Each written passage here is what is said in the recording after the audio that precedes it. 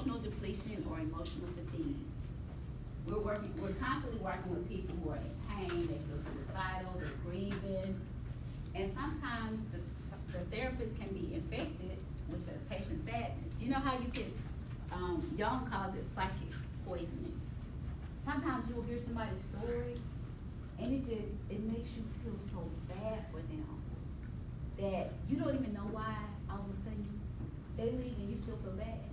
You're like, that was just horrible. How did they make it through that? And you can't seem to shake that feeling because you're already burned out. And so now you're taking on this emotional depletion, this emotional fatigue, because your emotions are tired. And so now when you hear this sad story about what your client, you just start to identify with it.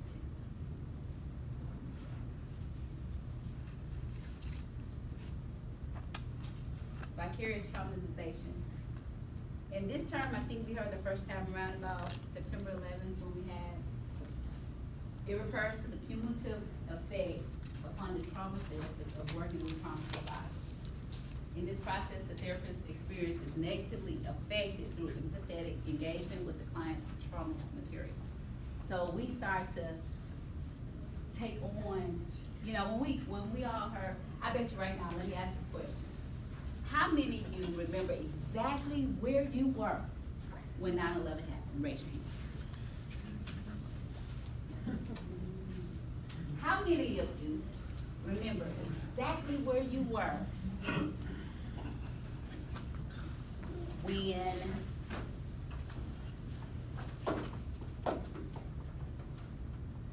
you had your first real accomplishment in life? Like your first, that one thing that you were like, oh my God, I did it.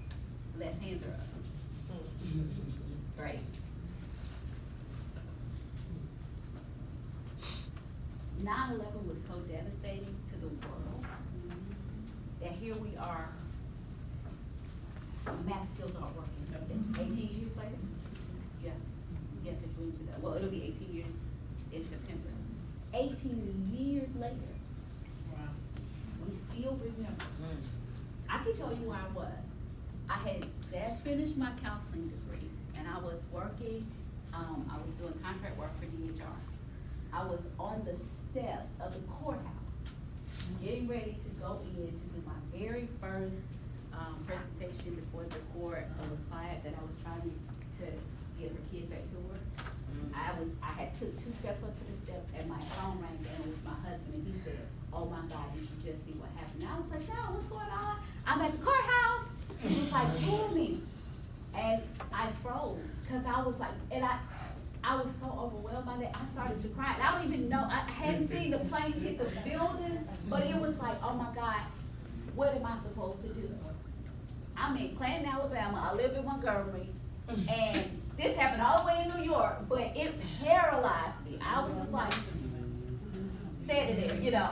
And it took a minute for me to shake it, because it was like, for something that devastating to happen, it shook everything that I believe could not be shaken. Because you never, ever thought that the towers would come down. Who would ever think the towers could come down? It's like that didn't happen.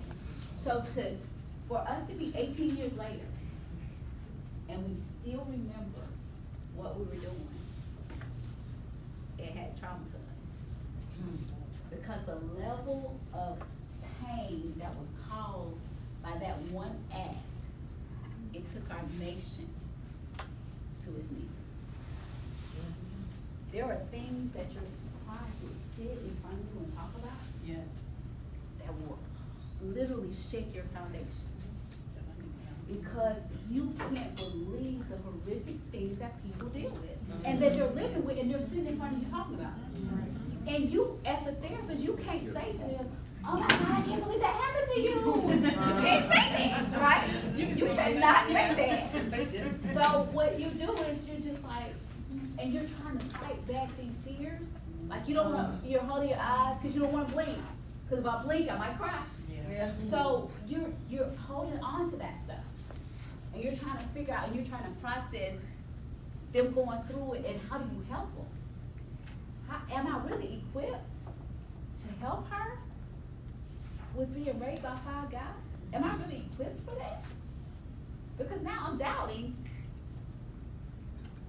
my ability, because this story was so much greater than anything I could have thought I would come in contact with. Grandiosity and demonization by clients. Sometimes we are the best things to slice bread to our clients. We are wonderful. We get them into placements. We help them, and then they relapse, and we didn't do nothing for them. Or we are the best things to slice bread, and we are the best counselor, and we're sitting in the group, and we call them out on their stuff. And all of a sudden, we're standing in our supervisor office with complaints. We were the best things to slice bread. We these officers in the prison system. They respect us until the day that you have to put them in solitary. Now, you are awful. Am I right or wrong? You're right. So, we have to remember in those times that we can't get burnt out because that particular person or persons paint a negative picture of us. We have to always keep in mind that they're clients for a reason. Can I just say something? Mm-hmm. Going back to the carriage of traumatization, Mhm.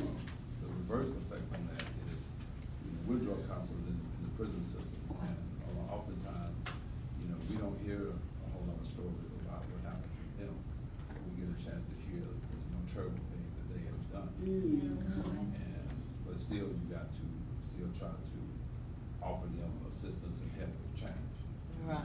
This, like you said, without blinking, a guy sitting across from me that told me he killed his mother, or something. And, to me, my inner thoughts is, you didn't care nothing about mom. I know you don't care nothing about me. Exactly. Right. Well, hopefully ain't nothing else on your mind today. You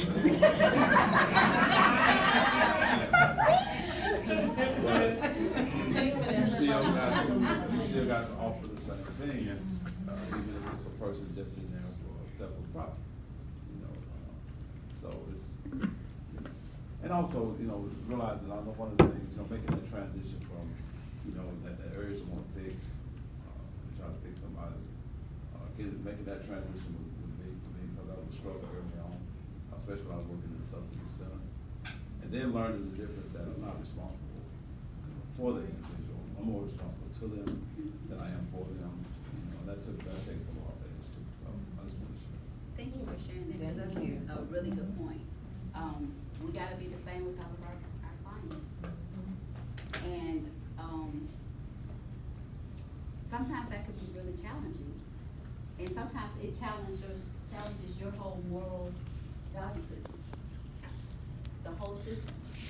Because you're used to a certain thing, a certain kind of way, dealing with people that think like you on some level. Because, when he said we had to talk to somebody who killed their mama, I was like, oh God, really? Yeah, I can't imagine having to have a conversation. But we have to be like, we can't be shaken by, we can't be moved by, we can't, we just gotta be like, okay. And the same thing I would say to the person who had theft of property, I would say to this person. And sometimes that can be challenging for us as health professionals. And sometimes it causes us to, we hear so many bad stories that we feel like, I don't wanna do this anymore. Like, I can't. It takes too much. So it's something we have to think about. Constant worry. Constant worry. I'm just constantly worried about, whether it's me worried about the client who was sitting in my office and they said they were thinking about doing something to themselves. Now I'm home worrying, did I make sure, do I really believe she's gonna follow this suicide plan that we gave? She really gonna call, maybe I should check on her, maybe. So now I'm taking on responsibility for something that's not my responsibility. If I've done everything that I could do to ensure that person's safe, and sometimes that means they get real mad with you because you called and you escort them over to an inpatient facility, you know, or you put them in the hospital for suicide watch. They gonna get mad. So you can't go home worried about, well, did I make the right decision? Because I don't want Ricky to be mad when he gets out. He's probably gonna need his counseling more because he's mad with me. You can't worry about that. You can only worry about making sure that they are safe. Distract